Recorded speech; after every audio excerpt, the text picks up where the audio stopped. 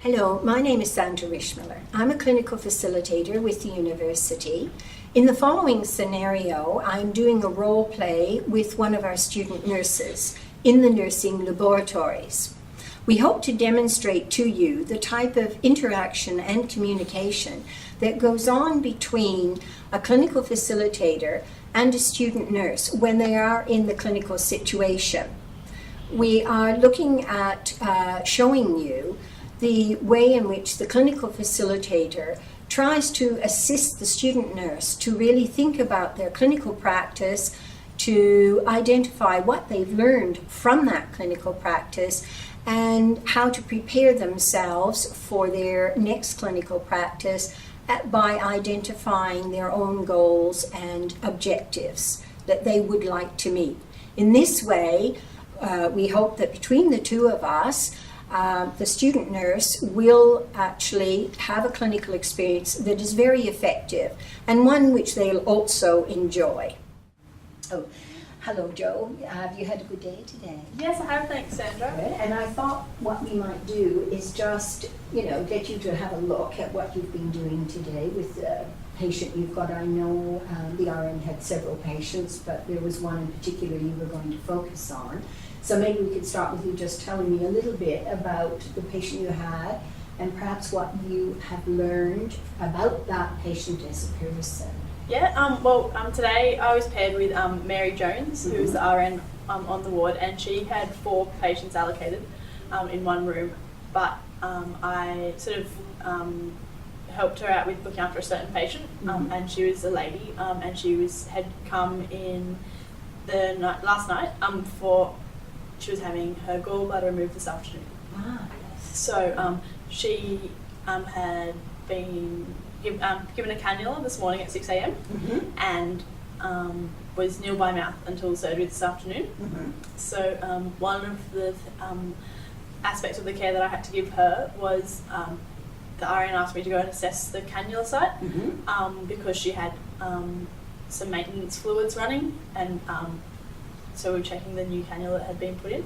So I went in to talk to her and introduce myself and things, and I asked if I could look at her cannula site, and she looked at me very confused, and then I sort of established that she didn't really understand what the cannula was or what it was doing and why there was a bag hanging next to her. So I sort of explained to her what it was, and it sort of surprised me because I thought that like someone would have told her this already. Yes, you do because tend to assume that. Yeah, so I think that she really liked that she was given an explanation, and then after that she sort of seemed like she was very happy to work with me, and I think she could see that I was going to explain what I was doing, which was good. And so I explained the cannula side and assessed it, and there was no problems with it. She didn't have any pain, and there was no swelling or things. So I tried to take her through what the complications could be, like what I was looking for when I was assessing her site. And yeah, she didn't. So I asked her at the beginning if she had been explained that she was nil by mouth and that she couldn't eat or drink anything, and she said that yes, she hadn't been given breakfast and she understood that. But then she asked me if she could have a cup of tea, and so obviously something missing. Yeah, and so I think that she thought a cup of tea would just be something simple that she could have. But then so I had to sort of explain to her that she couldn't have a cup of tea, and why that it was important she couldn't have anything in her stomach, and that the fluids should help her not get dehydrated. But I thought that was really interesting because someone had told her not to have anything to eat or drink, but she still asked for a cup of tea. So I think that showed me the need to sort of reinforce things or just confirm that she understood exactly what that meant. Absolutely. I think you find that, don't you? You can find that with a lot of patients. You explain something to them and then walk away assuming that they actually understood. Yeah. But if you don't actually go back and perhaps at a later stage and ask the patient something that would allow them to explain what it is they actually know, you often find out they really only understood part of what you were saying. Nodding. Why do you think people do that? I think maybe they don't want to cause any trouble by getting clarified. They might think that we assume they understand, and they'll just go along with it and it won't Yes. cause any problems. Excellent. That's excellent, and it'll be a great learning experience for you Yeah, to be able to follow the patient right the way through, and then perhaps also see whether some of the things you explained to the patient before she went are still there when she comes back. Yeah, because there'll be lots of sort of elements of her care that I've seen Mary, her RN, explain to her today before she goes, but I assume we'll have to sort of go over some of that sort of again, and in terms of like the PCA and how to use it and that sort of thing, and wound care, because she'll have an incision from the operation. So I think it'll be really interesting to see what is involved in the post-op care tomorrow. Yes, that'll be an excellent idea. And looking at you having working with that patient tomorrow, have you got any ideas about what things you could do yourself independently, and say maybe what things you could do that you would need your RN to supervise you on? I suppose there's a few areas that we've covered in quite a bit of detail in class that I feel confident that I could sort of assist with, and maybe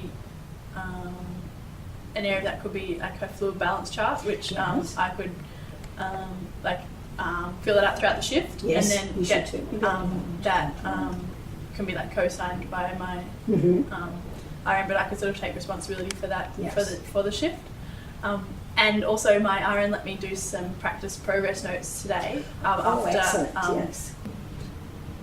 I know that I've learned about some of other things in class, but I'd like to sort of just observe sort of the documentation with the PCA, because I haven't really had a chance to actually practice that, but I think tomorrow would be a really good opportunity to see it in action in a clinical setting, and also wound care for a new surgical wound, and just the general care that the RN provides for a patient that's just had surgery.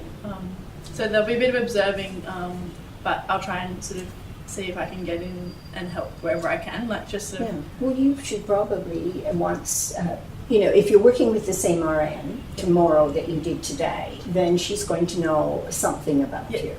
And we'll also know something about your ability to carry responsibility, and also she'll be aware whether you would report things promptly. So you'll probably find if it's the same RN, there'll be a bit more trust there, and you should be able to manage the patient's observations, with the exception of the PCA, for example, on your own. Perhaps she might want you to demonstrate a set, but after that you probably find that she'd be happy to take responsibility for that.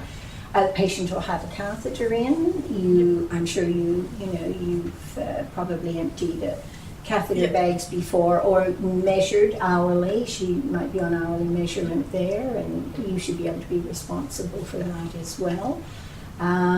She'll probably she might have a nasogastric tube in. So would that be a new experience for you? Yes. I haven't seen a patient with that before, so we've briefly looked over that sort of in our tutorials, but it's not something that I've seen. So. And looking back on today, what do you think you learned out of today? I think one of the most important things I learnt was that the patient, having a relationship with the patient, so that they felt comfortable to ask questions and ask for clarification. And also to notice that Amanda didn't actually say, "Oh, what's a cannula?" Like, I didn't understand, but I could see from her face that she was confused, and sort of the importance of those visual cues that the patient won't always ask for clarification, but might be wanting it. So sort of be observant in that sort of area. So they were sort of just simple things. Like, it wasn't like rocket science that wasn't a new procedure or anything, but it was just that sort of being able to deal with the patient better, so I can keep that in mind in the future. You've learned one of the foundations of nursing, really, haven't you? Yeah, and that you don't see it until you actually in the situation that you realise that just that simple interactions is one of the most important elements. It is, and it means that you're using your observational skills, which you're learning in class, but actually don't really come to fruition, shall we say, until you're actually in the situation.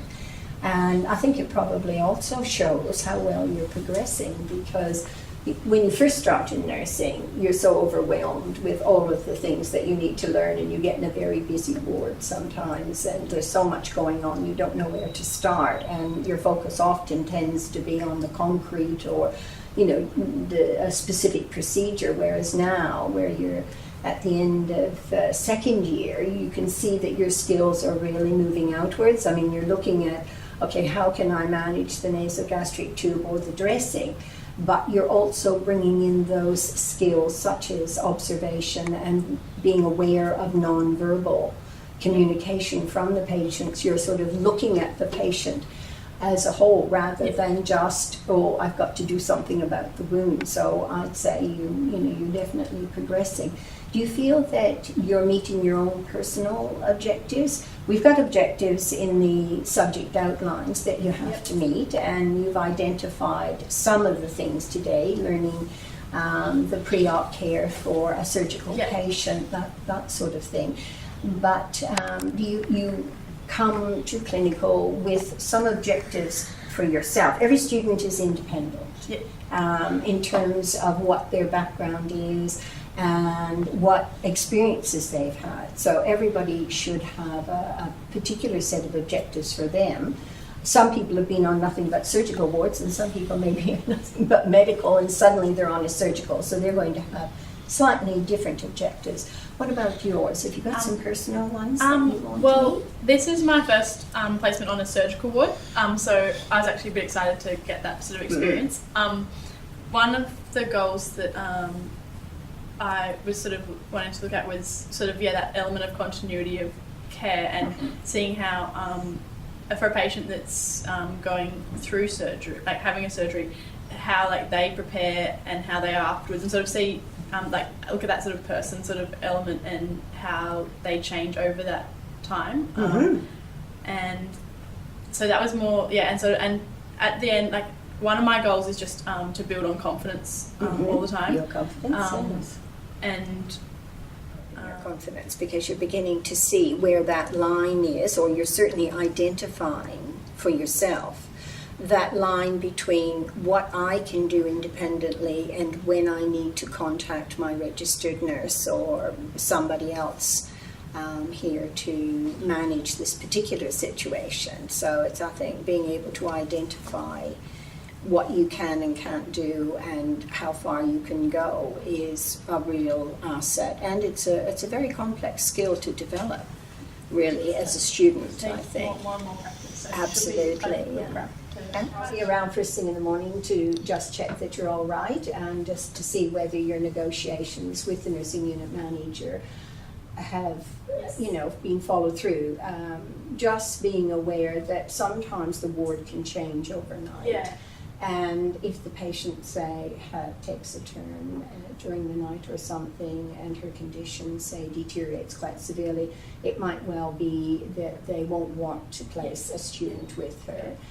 So what I'd like to suggest to you is, before you go off today, is that you also have another look at the patients that are on the ward, to see if there is another patient that you could fall back on. It's always good to have a second plan.